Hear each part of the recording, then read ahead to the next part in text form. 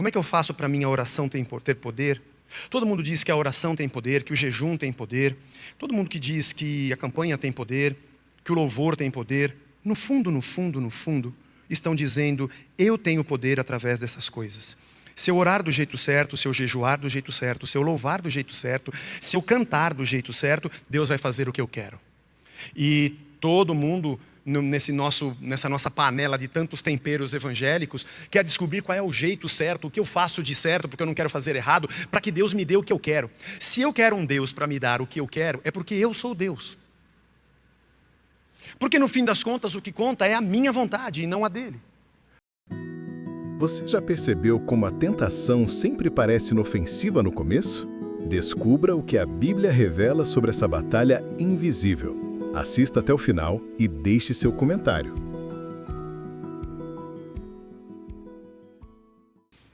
Foi Deus quem guiou Jesus ao deserto. E durante 40 dias, sendo tentado pelo diabo, nada comeu naqueles dias e ao fim dos quais teve fome. Disse-lhe então o diabo: se és o filho de Deus, manda que esta pedra se transforme em pão. Mas Jesus lhe respondeu: está escrito, não só de pão viverá o homem. E elevando-o, mostrou-lhe num momento todos os reinos do mundo. E disse-lhe o diabo: dar-te-ei toda essa autoridade e a glória desses reinos, porque ela me foi entregue, e eu a dou a quem eu quiser. Portanto, se prostrado me adorares, toda será tua. Mas Jesus lhe respondeu: está escrito, ao Senhor teu Deus adorarás, e só a Ele darás culto. Então o levou a Jerusalém, e o colocou sobre o pináculo do templo, e disse: se és o Filho de Deus, atira-te daqui abaixo, porque está escrito, aos seus anjos ordenará a teu respeito, que te guardem. E eles te susterão nas suas mãos, para não tropeçares em alguma pedra. Mas respondeu-lhe Jesus: dito está, não tentarás o Senhor teu Deus. Passadas que foram as tentações de toda sorte, apartou-se dele o diabo até momento oportuno. Fala com o nosso coração, Senhor, através da Tua palavra, do Teu Espírito, é o que nós te pedimos em nome de Jesus. Amém.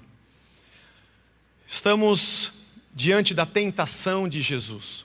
O mesmo Espírito que desceu sobre ele, naquele momento do batismo, o mesmo Espírito o conduz ao deserto. Será que essa não é a nossa jornada?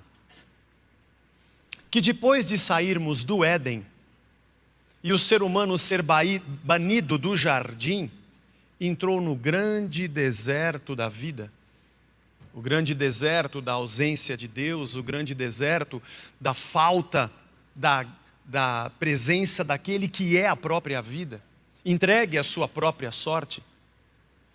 Deserto não é apenas um lugar que tem areia e nada de vegetação e nada de água.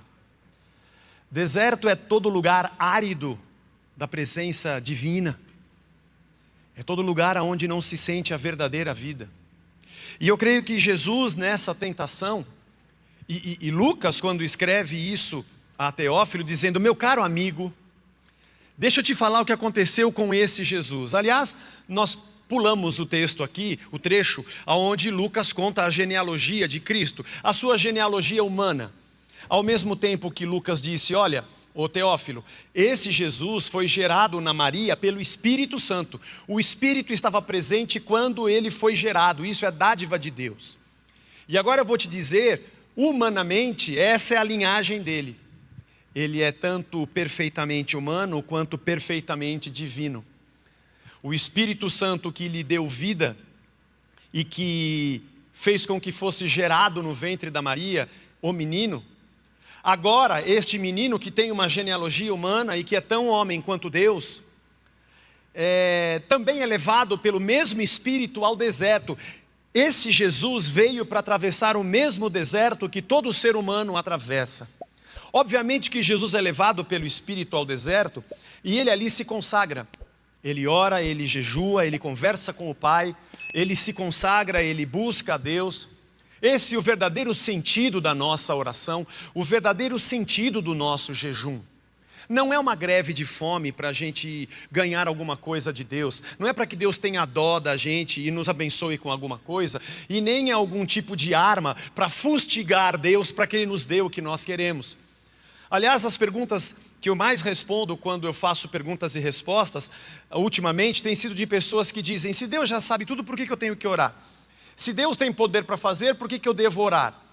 Porque as pessoas acham que oração é apenas um dispositivo para torcer Deus à minha vontade. Oração é alguma coisa que serve para que Deus dê a mim o que eu quero, seja plausível ou não. Desde uma cura, de uma necessidade, até um capricho de alguém que tem apenas uma, como se diz, me foge a palavra aqui, mas algo fútil para a sua vida, que deseja algo fútil. A verdade é que nós nos perdemos e achamos que temos o controle de Deus.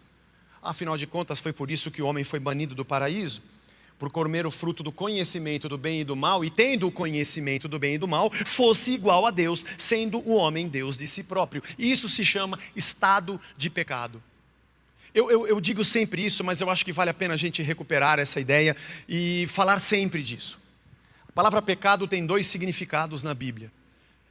O ato pontual que você comete, o seu erro, tropeçou, mentiu, pecou, errou, traiu, esse é o menos importante. Esses pontuais são os menos importantes. Mas a palavra pecado também no Evangelho significa o estado de vida no qual nos encontramos. Nos encontramos num estado de pecado, nós nascemos pecadores. Nós já nascemos falhos e imperfeitos, e a inclinação da nossa carne é para o mal. E Paulo discorre sobre isso nas suas epístolas, em Romanos principalmente. Em Romanos capítulo 8, Paulo vem falando sobre isso. Vai lá e lê depois. Faça o caminho das letras. Aliás, nós temos uma inclinação, a nossa natureza é pecaminosa. É por isso que estamos mortos nos nossos pecados, porque temos uma essência pecaminosa. Vou repetir a frase que eu repito N vezes aqui nas pregações. Nós não somos pecadores porque passamos a pecar. Nós pecamos porque nascemos pecadores. E se você não compreender isso, você não compreende a graça. E é interessante como hoje nós temos pessoas que brigam tanto, porque essa pessoa está errada, aquele é do diabo, aquele fez errado, aquele fez errado, preocupado com os pecados pontuais. E com tanta gente pregando, isso pode, isso não pode, isso pode, isso não pode, que são a maioria também das perguntas que são feitas. Pode isso, não pode aquilo, semana passada até falei sobre isso. Pode fazer tatuagem, pode cortar o cabelo, pode usar calça comprida, pode não sei o quê, pode ter pelo na perna, pode... É tudo, a preocupação do ser humano é o que pode e o que não pode, não com quem ele é. Na verdade, o que ele faz é apenas consequência de quem ele é e não o contrário. E essa é a nossa tentação, é viver nesta vida de pecado onde nós somos deuses. Onde nós tomamos as rédeas e fazemos o que queremos. O fato que queremos ser certo ou errado é apenas uma consequência dessa tentativa de sermos Deus acima de Deus. Por isso, nossa oração, nossas campanhas e nossos jejuns e nossas subidas em qualquer monte ou descidas em qualquer vale, ou furando onda, ou na praia, ou no deserto, nós queremos sempre ter um poder que nos faça viver com autoridade sobre todas as coisas, no nosso bem-estar, independente de Deus. Isso é um paradoxo.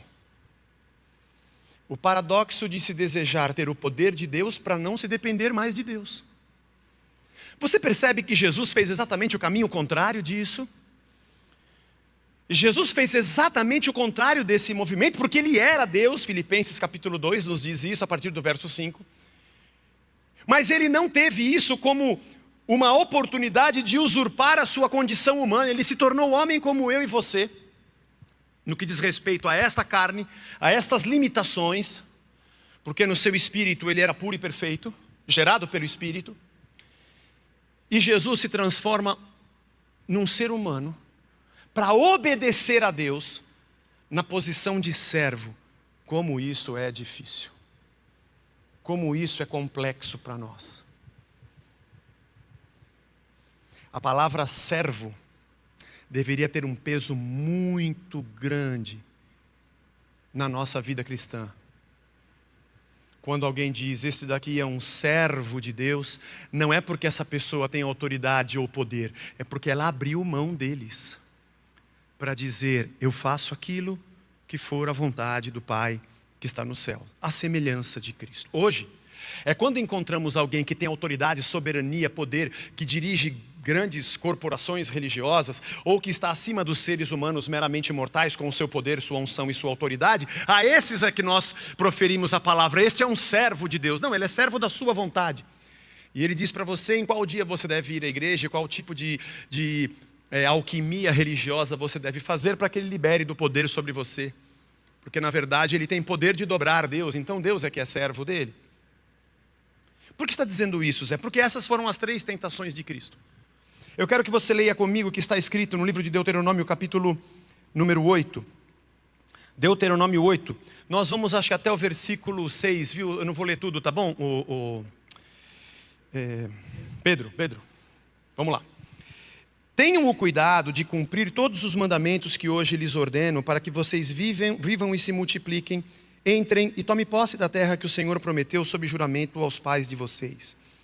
Lembrem-se de todo o caminho pelo qual o Senhor seu Deus os guiou no deserto durante esses 40 anos, para humilhar vocês, para pôr vocês à prova, para saber o que estava no coração de vocês, se guardariam ou não os seus mandamentos. Ele humilhou vocês e os deixou passar fome e os sustentou com o maná, que vocês não conheciam, que nem os pais de vocês conheciam, para que vocês compreendessem que o ser humano não viverá só de pão, mas de tudo que procede da boca do Senhor. Durante esses 40 anos, as roupas que vocês usavam não envelheceram, e os seus pés não ficaram inchados. Vocês perceberam isso? Né? Portanto, saibam em seu coração que assim como um homem disciplina o seu filho, assim o Senhor, seu Deus, disciplina vocês. Vamos até aqui. Bom, quando você lê o Antigo Testamento, se você não enxergar Jesus aqui, é porque você está interpretando o Antigo Testamento fora das Escrituras, porque Jesus é o centro da história. Assim como esse povo de Israel ficou 40 anos no deserto, Jesus ficou 40 dias no deserto. Assim como esse povo deveria ter se consagrado a Deus, não o fez, mas Jesus se consagrou a Deus naqueles 40 dias. Tudo isso que aconteceu com o povo de Israel pré-anuncia algo que eles deveriam ter feito, mas que se cumpre em Cristo. E que na verdade nós não olhamos para Israel para ser como eles, nós olhamos para Cristo para ser como Cristo. Por isso que o Brasil não é Israel e por isso que nós não usamos aqui a bandeira de Israel. Israel hoje é uma nação tão secularizada quanto qualquer outra e nem aquele Israel do Antigo Testamento fez a vontade de Deus, porque a maioria deles morreu no deserto. E todos os que saíram do Egito morreram nos 40 anos de deserto. E mesmo aqueles que estavam ali, Deus disse a eles: eu coloquei vocês no deserto para provar o coração de vocês. Aliás, para que vocês se conhecessem, para que vocês entendessem quem vocês são. E na intimidade comigo e no deserto, vocês fossem obedientes e compreendessem que tudo que eu estou fazendo é porque eu sou o Senhor. Na fome eu dei maná a vocês. As sandálias de vocês não se desmancharam. Vocês andaram 40 anos. Que tipo de sandália é essa que não se desgasta? A roupa de vocês não se acabou e nem o pé de vocês incharam. Vocês compreenderam que mesmo no lugar que não existe nada, eu sempre fui o Senhor com vocês? Por que vocês não obedecem meus mandamentos?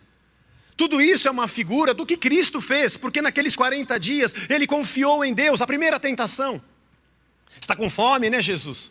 Por que você não pega essa pedra e transforma em pães? Essa é uma tentação que eu e você passamos. Nós não conseguimos olhar para um deserto. Nós não conseguimos ter paz quando a gente olha ao nosso redor e nos falta alguma coisa. Nós não conseguimos crer para dizer: Deus vai me sustentar. Nós não conseguimos olhar para a nossa lógica de fé e dela retirarmos, extrairmos paz e tranquilidade. Porque o estado de pecado em que vivemos é esse: nós somos deuses. Aliás, nos dias de hoje, vai ter muita gente dizendo a você que você não deve passar pelo deserto. Ele vai ter o dia da vitória para você ir na igreja dele e receber o poder dele, para que as suas pedras se transformem em pães, porque afinal de contas tem que acontecer aquilo que você quer. O diabo não quer que você faça a vontade dele. Aliás, é muito importante isso para você. O diabo não é vermelho com 2 chifres e um rabo pontiagudo, vermelho, e que diz assim: você tem que se curvar a mim e dizer: oh Satanás, eu te adoro, eu te exalto. Não, eu quero cumprir a tua vontade, tu és meu pai. O diabo não quer que você faça a vontade dele, nem que você se curve a ele. Não precisa. Para romper com Deus, ele quer que você faça a sua vontade, que você coma do fruto. A tentação de Satanás lá no Éden, aquela imagem do Éden, da mulher e do homem e da serpente, que você sabe que é uma linguagem figurada, porque não tem a ver com serpente, né? Satanás, aí não é isso, mas tudo bem. Eu não vou entrar nessa seara agora, pode ser muito para a cabeça. Mas era o diabo dizendo: façam o que vocês querem, comam do fruto, encham a barriga de vocês, façam o que vocês desejam, vocês vão ser iguais a Deus. Você não percebeu a tentação? Você não é o filho de Deus? Então transforma as pedras em pães e acabe com esse deserto e coma. Não.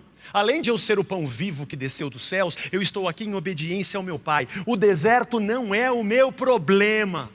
Não tenho problema com o deserto, porque eu sei de onde vem o meu maná. Nós somos tentados sutilmente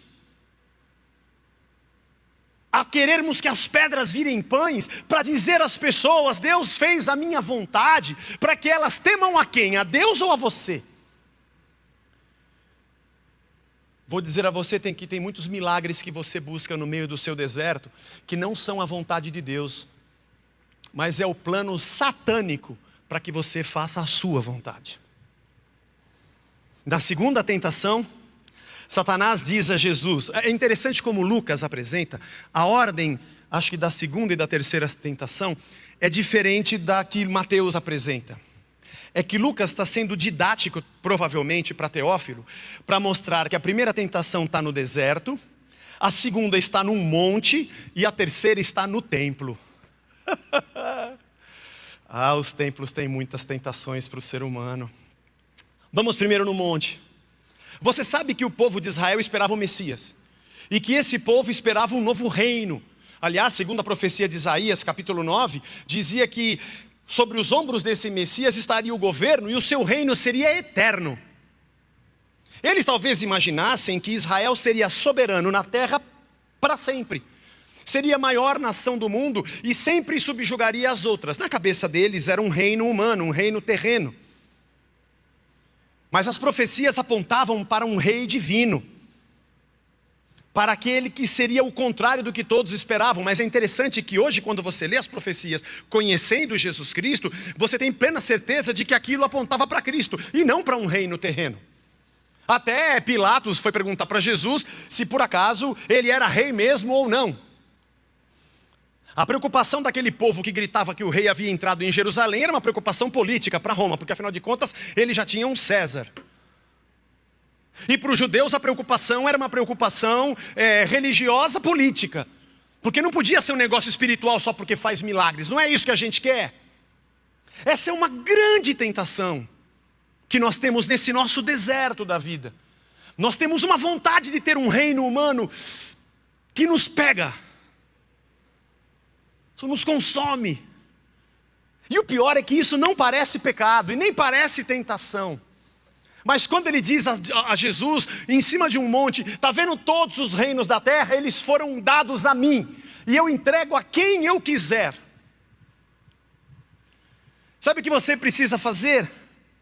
Você só precisa me adorar, e eu vou te dar todos os reinos. Se tivesse alguém que esperava a promessa do Messias, um judeu daqueles dias, um israelita daqueles dias, diria a Jesus: aceita agora, porque é isso que a gente está esperando. Todos os reinos vão ser nossos e você é o nosso Messias. Não é? Quem disse que isso é tentação? Quem disse que a soberania dos reinos é um pecado? O reino de Cristo não era um reino terreno. O reino de Cristo não dizia respeito a Roma, a Pilatos, nem a Herodes, nem a Filipe, nem a Lisânias e nem a César. A promessa de Deus não é que Jesus teria um poder político sobre a terra. Mas a tentação evangélica dos dias de hoje é essa. Não só no Brasil. Deus vai nos dar o governo aqui na terra.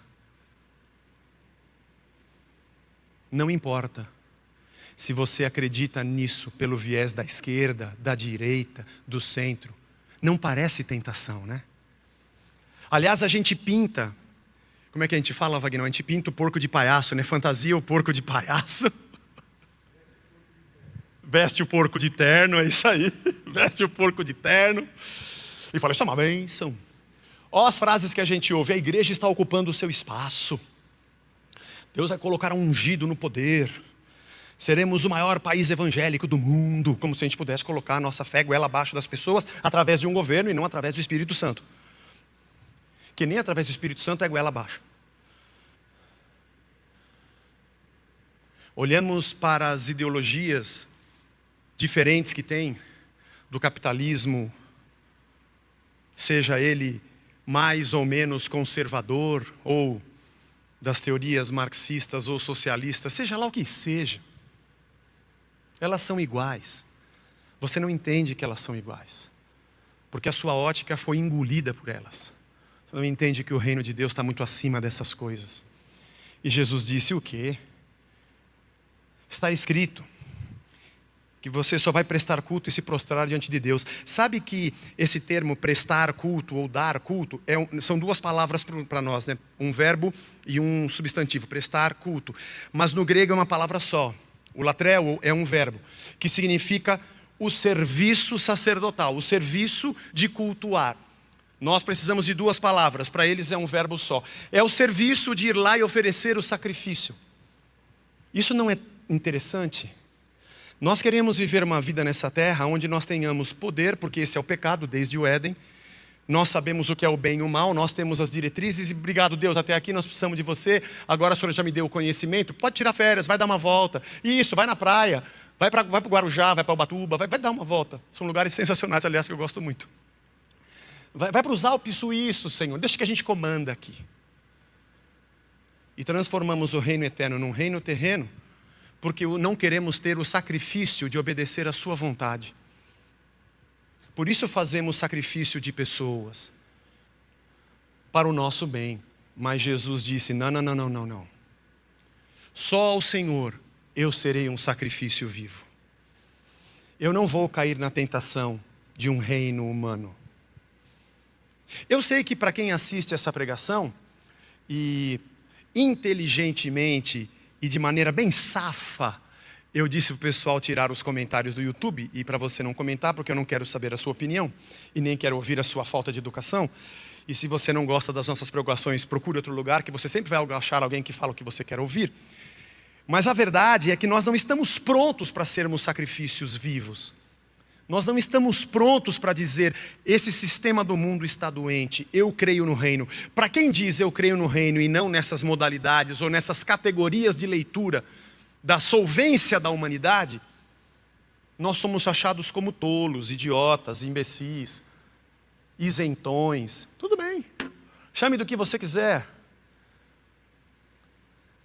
Mas Jesus disse, Aliás, não há nenhuma profecia que eu me lembre, e olha que eu já li bastante a Bíblia, que dizia que o reino de Deus iria ser manifesto através de um político. Eu estou tentando aqui lembrar todo o Antigo Testamento, o sermão escatológico de Cristo, o Apocalipse. Eu não consigo aqui me recordar de Jesus ou algum dos profetas dizendo que além de Jesus viria algum tipo de governo de algum país, de alguma nação, ou algum homem que seria o grande implantador de reino do reino de Deus na terra, e nós nos deveríamos curvar a ele. Eu vou ler de novo, te falo semana que vem, mas eu acho que não tem. Mas nós é que sempre canonizamos um sistema. Um governador, um político, um presidente, um prefeito, um senador, sei lá. Nós sempre canonizamos alguém para dizer, ele está trazendo o reino de Deus para nós. E aí colocamos sobre ele uma certa infalibilidade religiosa e nos devotamos a ele. Porque todo mundo precisa de um Messias. É que quando esse Messias não é Deus, eu posso torcê-lo com o meu voto ou com as minhas negociatas, porque se é Deus, eu não tenho negociação. Com Deus eu não negocio, eu apenas sou um sacrifício vivo. Eu sei que essa coisa do poder parece para você que é bonita, que é o Senhor nos usando para dominar. Parece, mas não é. Afinal de contas, a própria palavra nos diz que isso é uma tentação. E Jesus assim a tratou. Só diante de Deus, Satanás, é que eu vou fazer isso. Mas a terceira tentação é quando Satanás usa o capítulo 91 dos Salmos, né? Para nós, capítulo, né? Salmo 91, 11, um salmo que a gente gosta demais, que diz: porque aos seus anjos dará ordem a seu respeito, para que te guardem. Satanás citou só até aqui, porque é assim que o diabo faz com a palavra. Para que guardem você, mas tem um resto, em todos os seus caminhos. Não está dizendo que você vai dizer para Deus quando e como você quer que Ele te guarde. E a terceira etapa é Jesus estar no templo e Satanás dizer a ele: você está vendo? A própria palavra, já que você está usando Deuteronômio 8, Deuteronômio 6 para dizer para mim o que está certo e o que está errado, eu vou dizer a palavra para você. Por que você não pula? E Deuteronômio 6,16, Jesus diz: não ponham à prova o Senhor seu Deus, como o fizeram em Massá.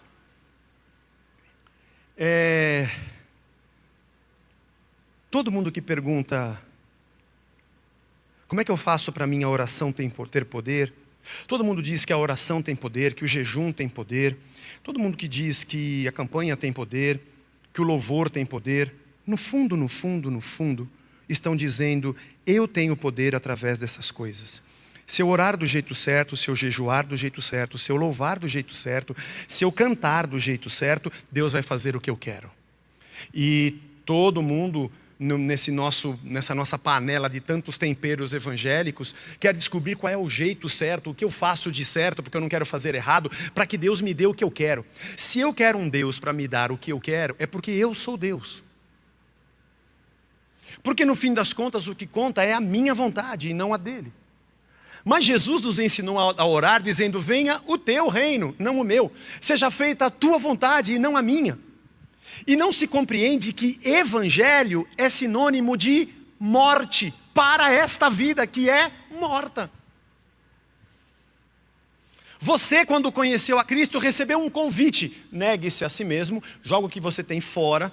Senhor, posso trazer os meus projetos? Posso trazer os meus? Posso trazer meu pedido? Pode trazer o que vocês quiserem. Tem um lata de lixo ali, joga tudo ali e me segue, porque eu sou o Senhor e vocês são servos. Mas é muito difícil isso ser compreendido, porque o pecado do domínio e do senhorio, o pecado de saber o que é o bem e o que é o mal, e exigir de Deus num sistema religioso que faça o que eu quero, é um grande, na verdade esse é o pecado.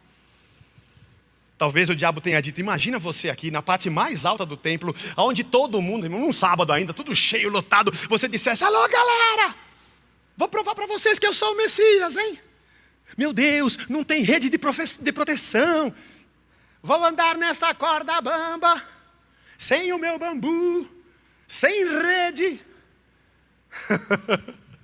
respeitável público.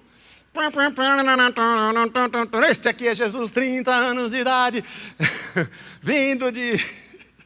nascido em Belém, vindo de Nazaré da Galileia, está hoje em Jerusalém, e ele vai saltar sem capacete, ele vai saltar sem proteção, e os anjos vão segurá-lo. E todo mundo vai dizer: ele é Deus, ele é o Messias, porque ele fez uma prova diante de nós. Bom, o Pai vai te proteger, Jesus está escrito.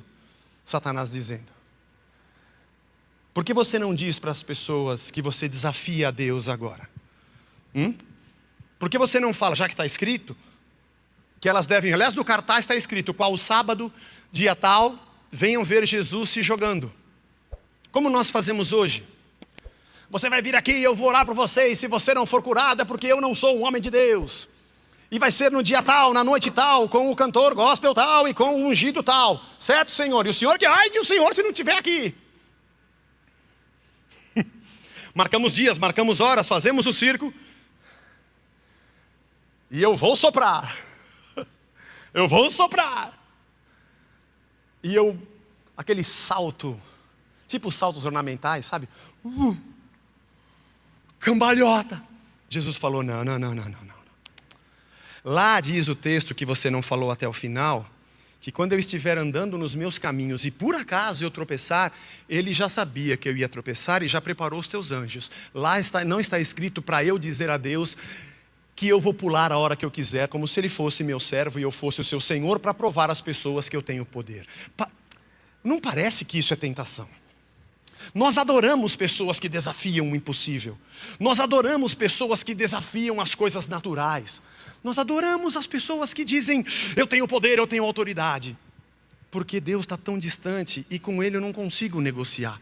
Mas se eu encontrar um ungido, a gente pode ter alguma certa chantagem emocional, financeira, e Ele cumpre a minha vontade, coisas que com Deus eu não consigo fazer. Mas o Senhor mostrou na tentação de Cristo que Ele não usaria de nenhum dos seus atributos de poder como Senhor, porque se Ele quisesse fazer isso, Ele continuaria onde Ele estava, porque sinais no Antigo Testamento nós estamos cheios deles para comprovar que o Senhor é Deus, não é verdade? Ele deixou a sua glória e viveu como um de nós, e venceu Satanás como um de nós. Essa mesma voz satânica estava do lado dele na cruz e na boca das pessoas dizendo, se você é Deus, desce daqui. Por que você não usa o seu poder de Deus para te livrar da dor que você está sentindo, para transformar pedras em pães, para estabelecer o seu governo, ou para sair flutuando com os anjos daqui dessa cruz? Jesus chegou a dizer aos seus discípulos, o que eu vou pedir ao Pai? Que me livre dessa hora? Mas foi exatamente para essa hora e para esse propósito que eu vim. Eu vim para cumprir o mandato do meu Pai. Também em João 4 está escrito, minha comida e minha bebida é fazer a vontade do meu Pai e realizar a sua obra. Eu não vim para ser servido, eu vim para servir e dar a minha vida em resgate de muitos, Mateus 20, 28. Tudo o que eu ouvi do meu Pai é o que eu tenho transmitido a vocês. Portanto, eu obedeço ao Pai. Por que será que nós desejamos poder? Para podermos fazer o que nós queremos a hora que nós queremos. Porque depender da vontade de Deus não é uma coisa boa, porque nós não gostamos disso. Essa é a verdade nua e crua. Não gostamos de ser servos, não cremos que Deus é bom, não queremos desertos, nós queremos reinos. Nós temos dúvidas e queremos dar um pulinho para ver se Deus segura, beleza, valeu, fiz um teste aqui e funcionou, tudo legal, Senhor. Para que eu continue andando na minha autoridade, no meu poder, e o pior é que nós gostamos disso. E quando pregamos o Evangelho, nós temos dificuldade com ele. Eu acho que é por isso que eu não consigo me alinhar com os evangélicos mais. Acho que é por isso. Os tenho como meus irmãos. Não me sinto melhor nem pior, só não me sinto igual. Essa lógica de comando é uma tentação. Pode ser que o Evangelho que nós acabamos de ler, e eu só repeti as coisas que Jesus falou, trazendo-as para os nossos dias, que as palavras dos Evangelhos estejam ofendendo os evangélicos, que as palavras de Cristo estejam ofendendo os cristãos, que torcem o Evangelho segundo a sua vontade evangélica, e torcem o que é cristão, e Cristo segundo a sua ótica do que é cristandade. É muito interessante essa hermenêutica tentadora, mas eu prefiro dizer, Senhor, se é deserto agora, é deserto agora. Se eu devo me preocupar com hoje, porque basta cada dia o seu mal, é hoje, amanhã tem o maná de amanhã. Se é para buscar em primeiro lugar o teu reino e não o meu, então eu vou buscar o teu reino, o que eu preciso vai ser acrescentado. Tudo isso que eu estou falando está em Mateus capítulo 6. O Senhor não me chamou para ser rei, me chamou para ser súdito.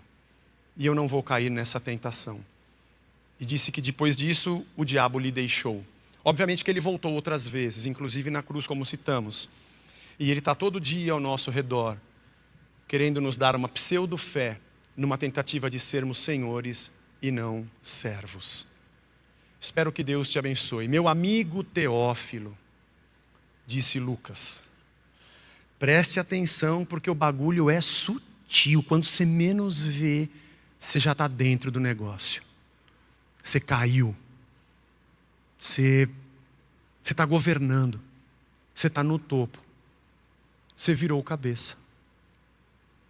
É tentador, né? Quando alguém te diz, você não é cauda, você é cabeça. Mas isso não está certo, Zé? Está na Bíblia. É, só que não nesse contexto, não tem a ver com isso. O cabeça da igreja é Cristo. Se você se tornar o cabeça, me desculpe, eu não continuo aqui, porque eu quero continuar sendo apenas parte do seu corpo. enquanto ele é o cabeça. Cuidado com as manipulações que querem te fazer sentir pleno e satisfeito, porque a sua vontade é realizada e porque agora você pode ser como você quiser e fazer o que você quiser, porque agora você é rei sobre o reino dele. Transforma as pedras em pães, tem os reinos da terra aos seus pés, dá saltos ornamentais para dar prova do poder na sua vida. Pelo menos não foi o que Jesus fez. Ele teve isso como uma grande tentação de domínio e controle. E naquele momento, ele estava ali como servo.